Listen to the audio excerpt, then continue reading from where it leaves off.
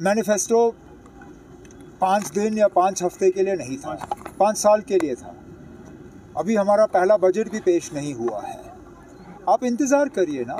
हम जानते हैं हमने लोगों के साथ क्या वादे किए हैं और उनको किस तरह पूरा करना है। और हमने पहले दिन से कहा है जो चीज़ें हम यूटी के ज़रिए कर सकते हैं हम कर लेंगे। अब मैं स्टेटहुड के लिए इतनी लड़ाई क्यों लड़ रहा हूँ, मैं बार बार स्टेटहुड पे जोर क्यों दे रहा हूँ?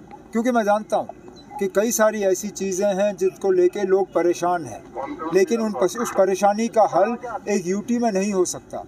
उसके लिए रियासत का जो है स्टेटस हासिल करना वो बहुत ज़्यादा ज़रूरी है। तो दोनों चीज़ें हम एक साथ करेंगे। जो चीज़ें हम यूटी के ज़रिए कर सकते हैं हम करेंगे। जिन चीज़ों के लिए स्टेटहुड लाना ज़रूरी है उसके लिए हम स्टेटहुड ला रहे हैं। सर, जम्मू मना कर दिया कि बजट नहीं करेंगे, लेकिन यूटी का पहला बजट होगा, क्या ये किसी हद तक डिफरेंट होगा? अब मैं फिर वही जवाब दूंगा जो मैंने गुलमर्ग में दिया। बजट के हवाले से कोई भी बात करना एक बहुत बड़ी गलती होगी।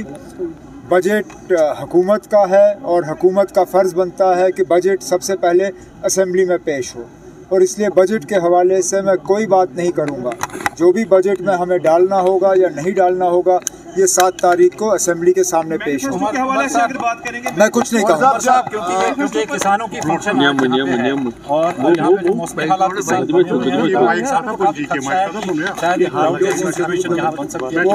अब मैं उनके खर्चात को समझ सकता हूँ। 80% से कम सर्दियों के महीनों में बारिश या बर्फबारी हुई है, और ऐसे ऐसे इलाके हैं जम्मू कश्मीर में जो कि 70-80% बारिश पे जो है एग्रीकल्चर का काम हम करते हैं। जाहिर सी बात है अगर बारिश या बर्फ़ कम हो तो गर्मियों में फिर पानी की किल्लत रहेगी। इसलिए मैंने पिछले दिनों सोशल मीडिया के ज़रिए ये बात की थी कि हमें आने वाले गर्मियों के महीनों के लिए आज से तैयारी करनी होगी, क्योंकि मुमकिन है कि पानी की कमी रहेगी न सिर्फ एग्रीकल्चर के लिए बल्कि हाउस होल्ड यूज़ के लिए। और कहीं ना कहीं हमें अपने जो पानी इस्तेमाल करने के तरीके हैं उनमें भी बदलाव लाना होगा। हुकूमत के तरफ से हमें इक़दामात उठाने होंगे कि रेन वाटर हार्वेस्टिंग हो, बर्फ़ को जहाँ तक बचाने की काम हम कर सकें वो करना होगा।